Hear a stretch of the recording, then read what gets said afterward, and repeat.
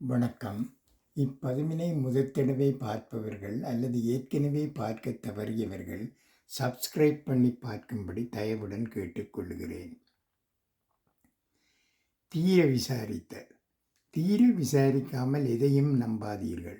ஒரு நிகழ்வை நாம் நம்புகின்றோம் என்பதற்காகவும் விரும்புகின்றோம் என்பதற்காகவும் அப்படி நடக்க வேண்டும் என்று நம் எதிர்பார்ப்பு என்பதற்காக மட்டும் அது உண்மையாகி விடாது. எதையும் கேள்வி கேட்கின்ற தீர விசாரித்து பரிசோதனை செய்து தெரிந்து கொள்கிற அறிவு நமக்கு அவசியம் இருக்க வேண்டும். யார் எதை சொன்னாலும் அது உண்மைதானா என்று சற்று சிந்தித்து பார்க்க வேண்டும். அறிவார்ந்த மனிதனாக வளர அதுவே வழி. நம் ஐயன் திருவள்ளுவர் கூட மிக அழகாக சொல்லியுள்ளார். எப்பொருள் யார் யார் வாய் கேட்பினும் அப்பொருள் மெய்ப்பொருள் காண்பதறிவு என்றது. அதாவது எந்த ஒரு பொருள் குறித்து எவர் எதை சொன்னாலும் அதை அப்படியே நம்பி ஏற்றுக்கொள்ளாமல் உண்மை எது என்பதை ஆராய்ந்து தெளிவதுதான் அறிவுடைமை ஆகும்.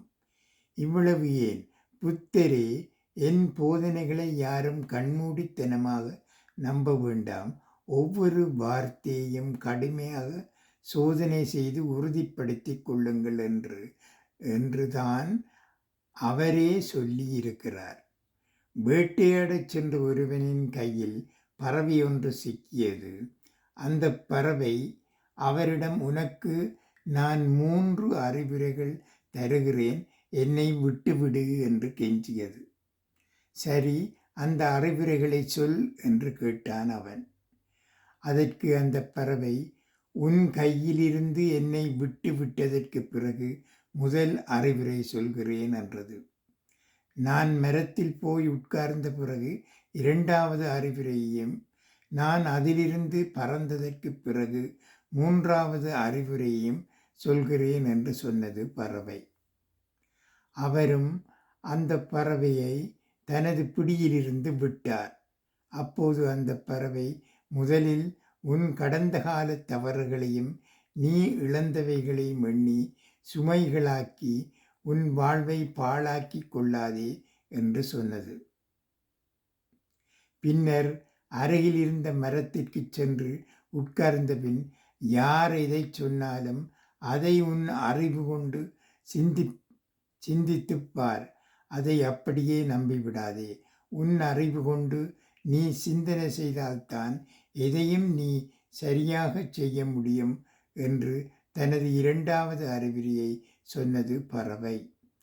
இவ்வாறு சொன்ன அந்த பறவை வேடரை பார்த்து, பைத்தியகாரா, என் உடலுக்குள் 2 அற்புதமான பெரிய வைரங்கள் இருக்கின்றன. என்னை கொலை செய்திருந்தால் அவற்றை நீ அடைந்திருக்கலாம். உன் பிடியிலிருந்து என்னை விட்டுவிட்டாயே என்று சொன்னது. அதற்கு அந்த மனிதர், சரி, இப்ப என்னை விட்டுவிட்டேன், வேதனைதான், பெரிய இழப்புத்தான், பெரிய தவறுதான் என்று சிறிது நேரம் புலம்பிவிட்டு அந்த 3வது அறிகுறியை சொல் என்றார். அதற்கு அந்த பறவை, உன் கடந்த கால தவறுகளையும் நீ இழந்தவற்றையும் எண்ணி நொந்து போகாதே என்று நான் உனக்கு முதலில் சொன்னது நினைவில் இருக்கிறதா? நீ அதைத்தான் இப்போது செய்கிறாய் என்று சொன்னது. அடுத்து 2வது அறிகுறியாக, யார் எதை சொன்னாலும் அதை உன் பகுத்தறிவு கொண்டு சிந்தித்துப்பார், அதை அப்படியே நம்பிவிடாதே என்று சொன்னேன்.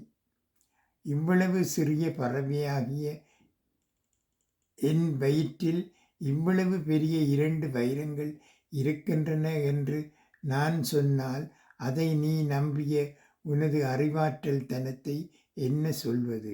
எனவே உனக்கு எது சொன்னாலும் பயன்படாது என்பதே 3வது அறிவுரை என்று சொல்லிவிட்டு பறந்தது அந்த அறிவாளி பறவை. ஆம் நண்பர்களே, தீர விசாரிக்காமல் எல்லாவற்றையும் நாம் கண்ணை மூடிக்கொண்டு நம்பிக்கொண்டிருக்கிறோம். எதையும் அறிவு கொண்டு தீர விசாரித்து எது உண்மை எது பொய் என்று அறிந்து வாழ்க்கை பாதையிலே நடை போட்டு முன்னேறுவோம், வெற்றி பெறுவோம். நன்றி, வணக்கம்.